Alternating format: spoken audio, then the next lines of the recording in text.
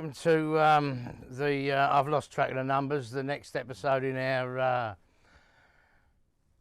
Dharma Outreach series, Dharma Talks. You lucky people have got myself and Marshall back, and also a very special guest.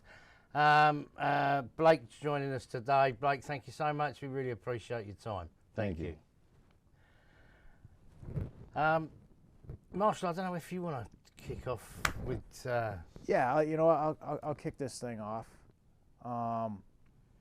So Blake is a good friend, and I met through mutual friends, a kindred spirit.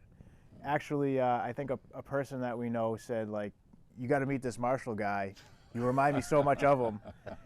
And yeah, that's how it started. And the funny thing is he, see, I'm really excited because I love meeting people that kind of think like I think. He went on to the Facebook group, the North Shore Boston Recovery, and I saw that he might have responded to some post or something. It was a new person, and I was looking at his Facebook profile, and I was like, wow, this is a really cool person, and I messaged him. And then he came and visited us like the next week, and we share a lot of similar interests and views, and I really like the stuff that he's doing. So we invited him to come on the show. Thank you. Well, I'm going to kick off with not quite my usual question because it probably is not relevant.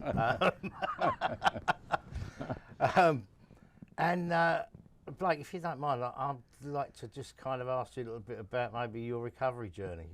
Folks on here are sick of me talking about my crack house to monastery story, so it'll make a change to hear from someone else. Sure. Well, my recovery journey has basically been, in the beginning anyway, initially, challenging myself to do better for myself after years of struggling to overcome or to address, honestly, addiction. And when that day appeared to me, it was something that had been already going on for quite a while, because I kept telling myself that one day this will be over and it'll be something different.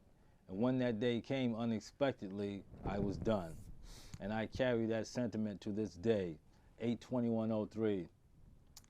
And as a result of that, I got to experience a lot of emotion, which is what happens when you put the abuse of drugs down. And I got to meet a lot of people.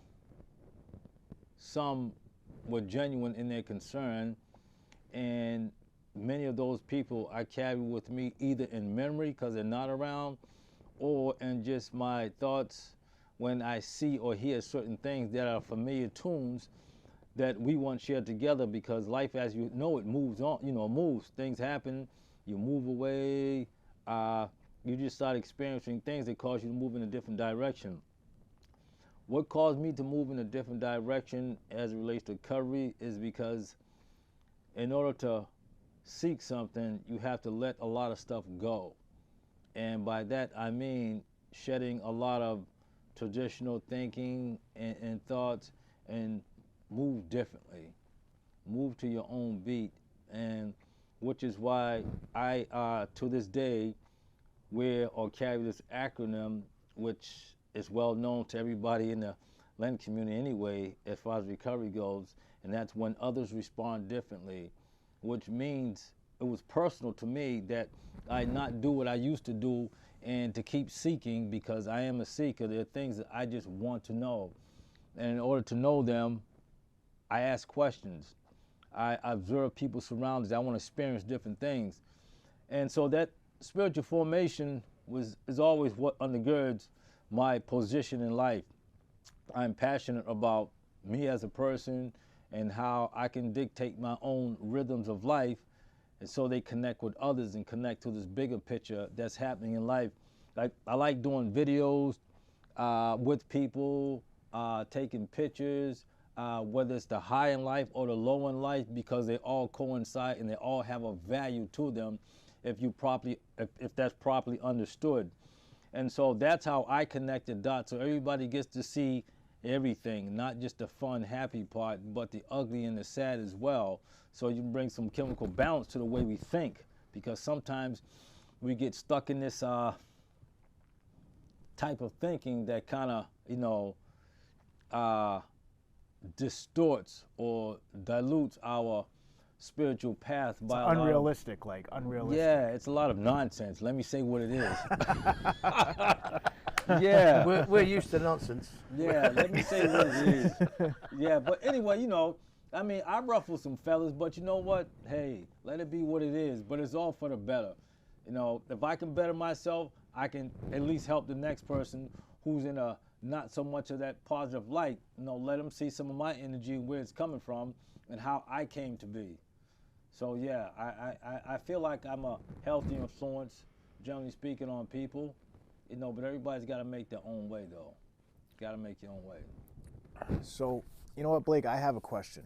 Well, no, it's going to be a good question, and we really try to focus on people's experience, like that transformation, right? Like everything we're talking about here on Dharma Talks is about transformation, and like we're non-biased, non-judgmental. We just want people to be happy, healthy, and well. Like that is it. Like it's part of Buddhism. Like it says it right in like the scriptures of all beings being happy, healthy, well. So the question I have is, when you started this process, like what was your relationship with spirituality, and like has that changed over time? I feel like it was always there.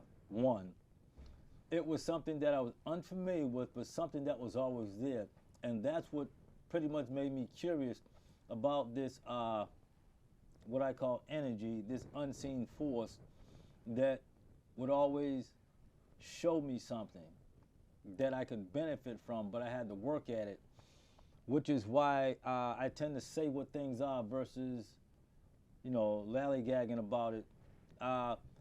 So my spiritual formation, I want to say, through my trial and errors, when they really started to take place and kind of point me in a direction, even though I wasn't ready for that direction, because I was still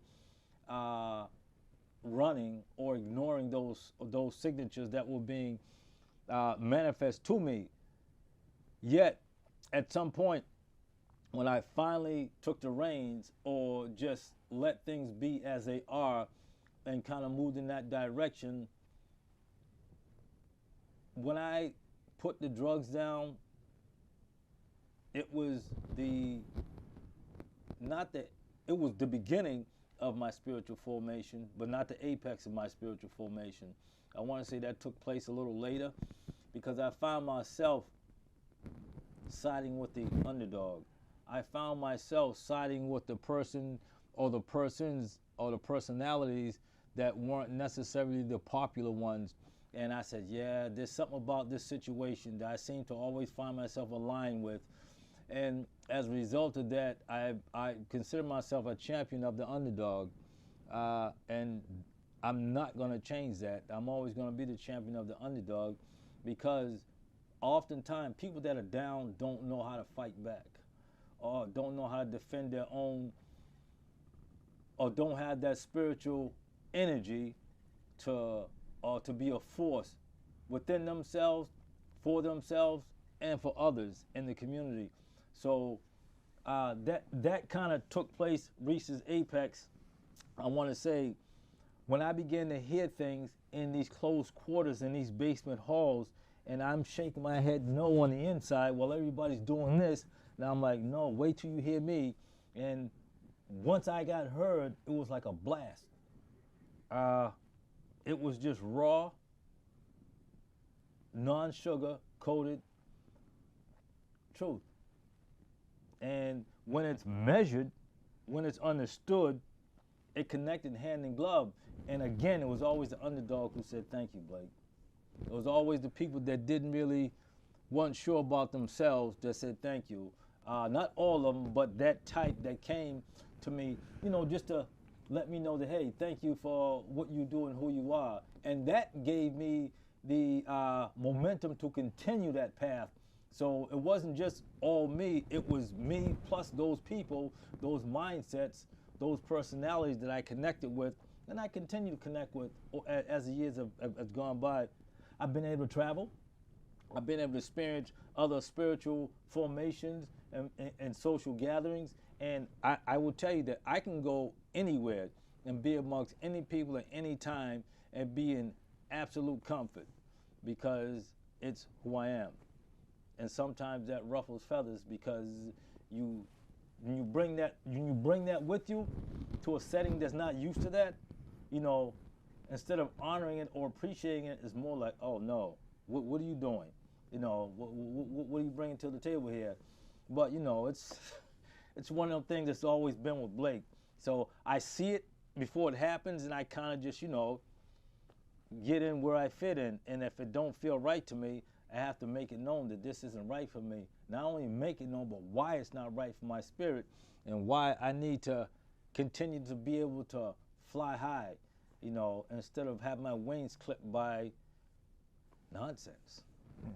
Yeah, don't work for my spirit. So I was gonna say, and then I'm gonna give the floor to Sujatu, but I was gonna say, Say his name again. Sujatu. I've been practicing that for an hour now. I had everything but that. Sujatu. Sujatsu. All right, 3 Sujatsu, syllables. yeah. Sujatsu. Yeah, Sujatsu. Yeah, I butcher his name. So it doesn't matter, Blake. Sujatsu. All right.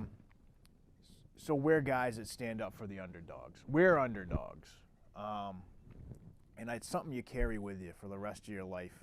And I'll say with Sujatu coming out of the monastery and going out into the world to do service, learning what he learned from his Theravadan Buddhist masters. You know, he's done a lot of fighting for the people that we serve.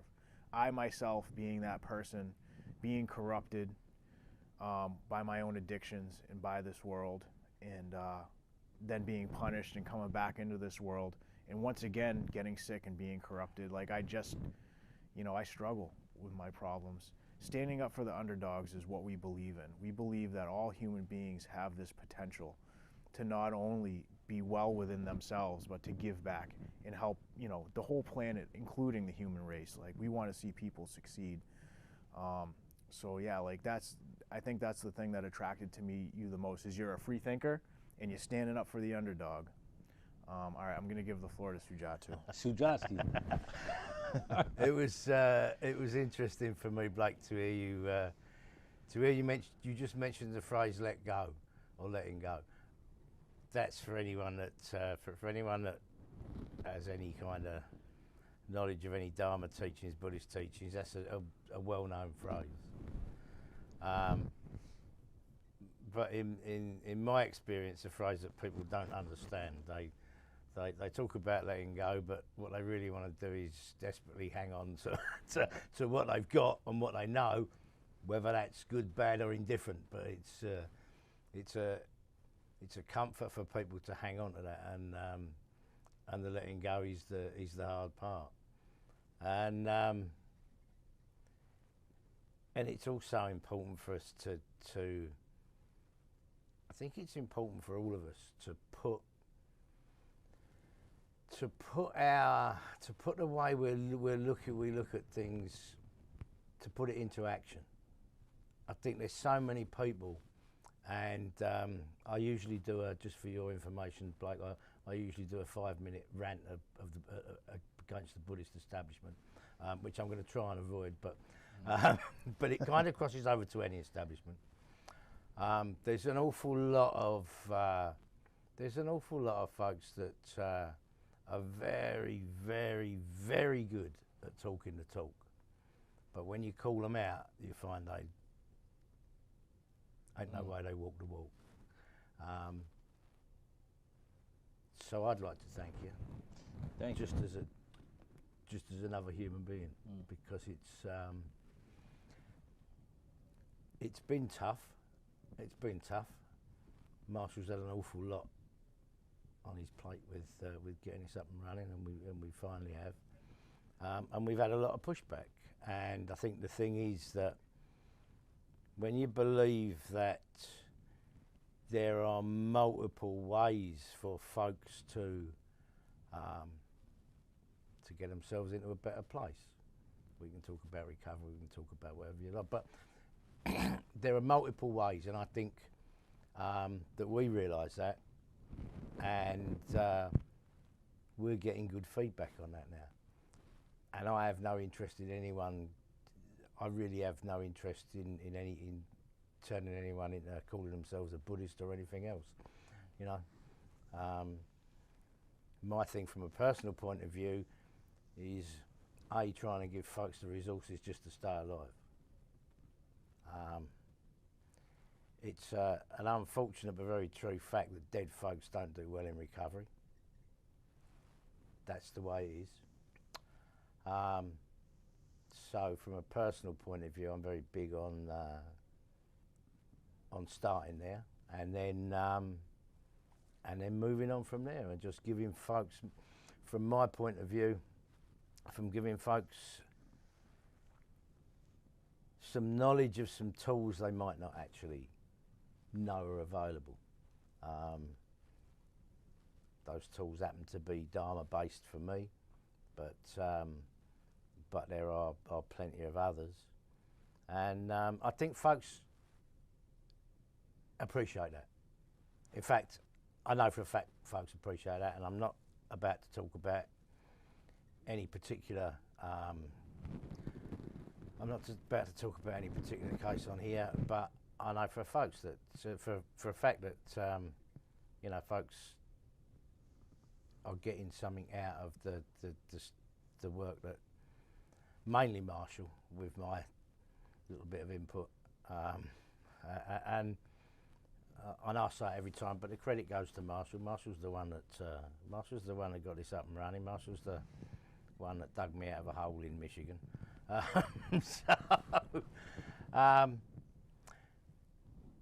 It's very uplifting to when we meet folks that are along the same lines, not using the same tools, but along the same lines. Yeah. So, thank you.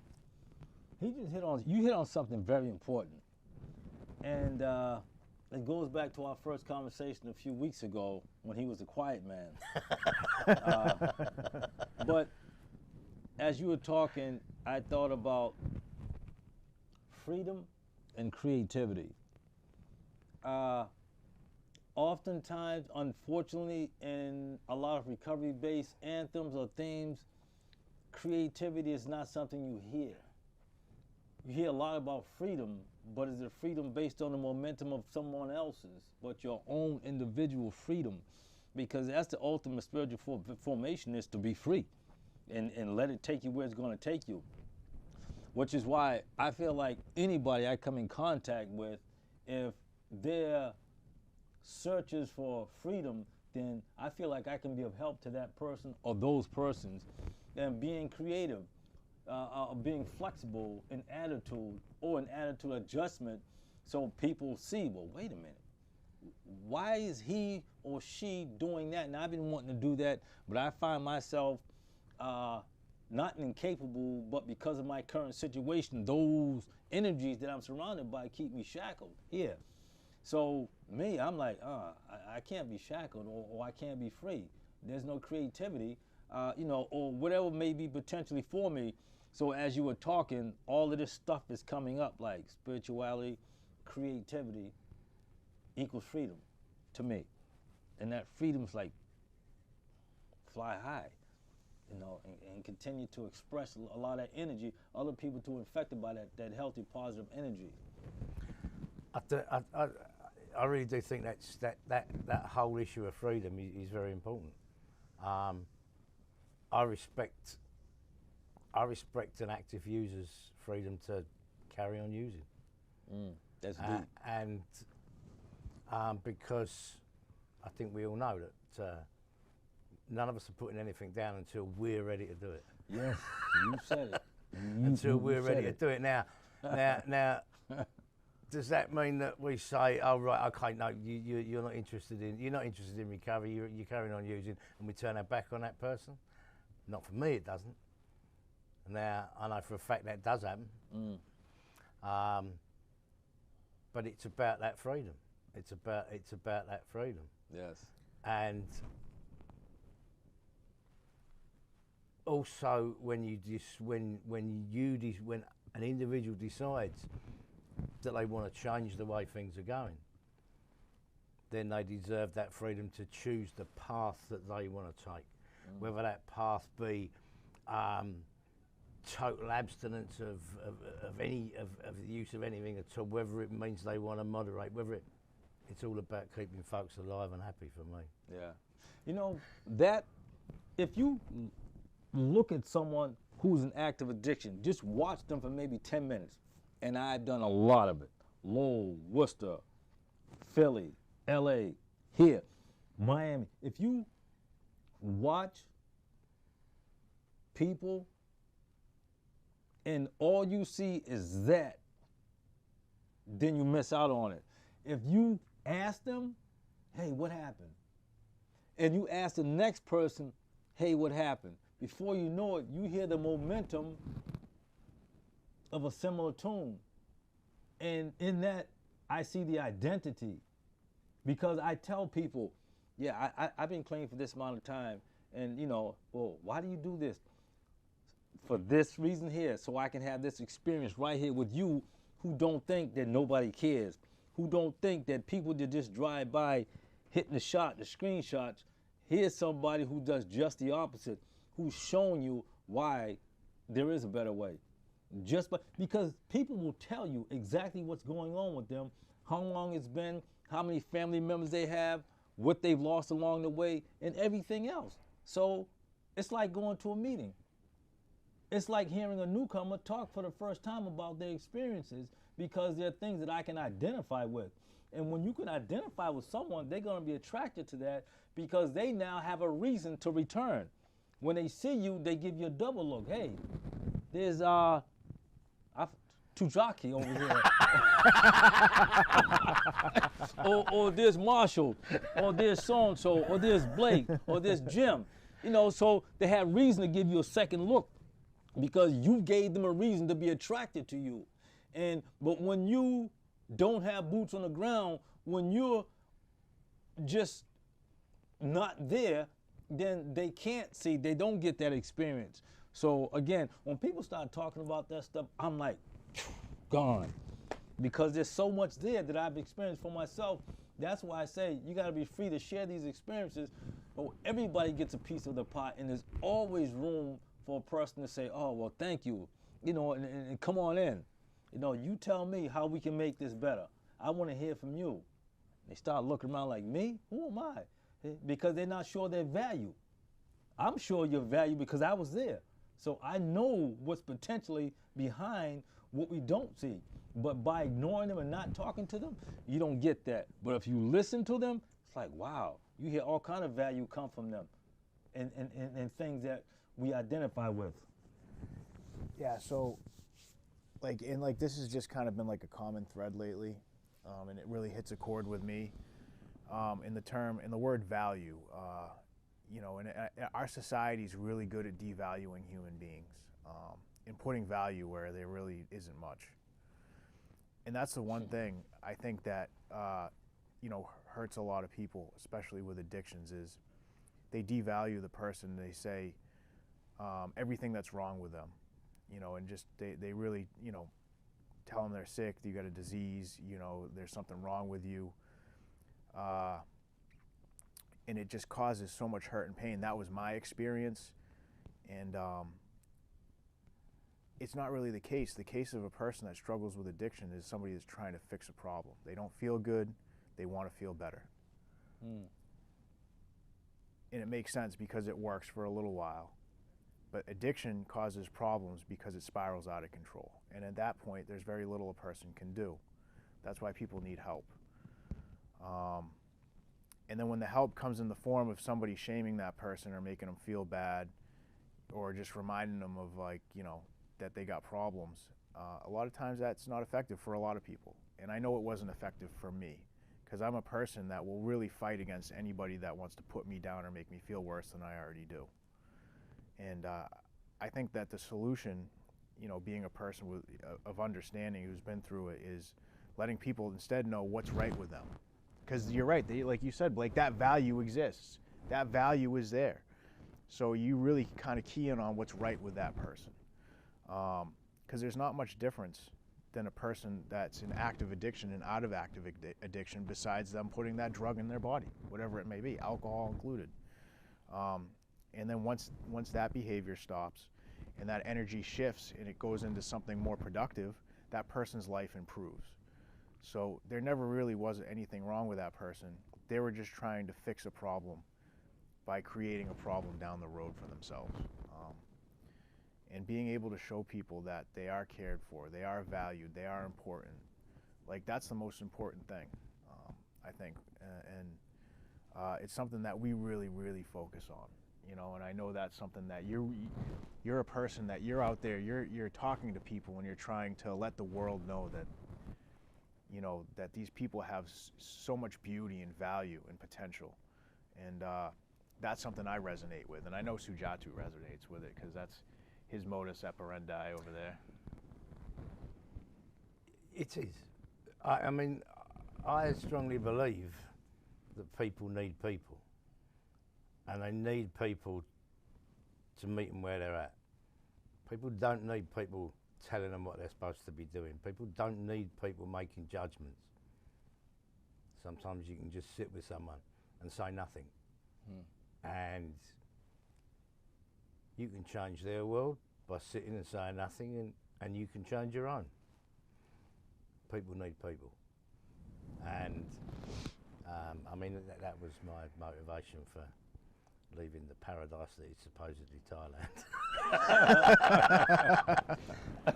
Because,